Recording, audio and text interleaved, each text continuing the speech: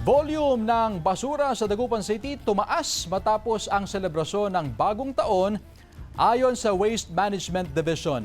Silipin sa report. Maagang naglibot ang mga garbage collector ng Barangay Pantal, Dagupan City matapos ang ilang oras na paghahakot ng mga basura. Idiniretso na ang mga ito sa garbage truck ng LGU. Wala kaming hakot. Ang inuuna namin yung sa highway. Kasi siyempre pagdating sa highway talagang grabe ang basura. Dumami raw ang basura matapos ang selebrasyon sa pagsalubong ng bagong taon. Madaling araw pa lang ng January 1, nag-ikot na raw ang Waste Management Division sa iba't ibang bahagi ng lungsod upang maghakot ng mga basura. Nag-umpisa na po kami kaagad, mga 1:30 po siguro yon.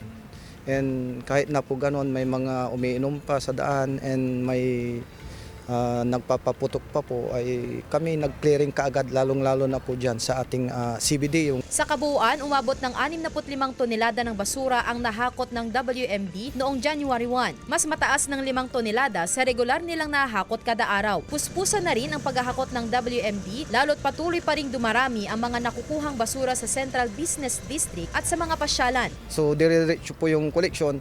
Yun po kung minsan nagkakaaberya, kasi kung minsan maraming nagtatapon doon sa may ordaneta. Hiling ng otoridad sa mga residente, ugaliing isegregate ang mga basura at itapon ng maayos sa loob ng mga designated material recovery facility bago kolektahin ng mga garbage truck ng syudad. Kasama si Jing Dakanay, Sandy Salvacio, One North, Central Luzon.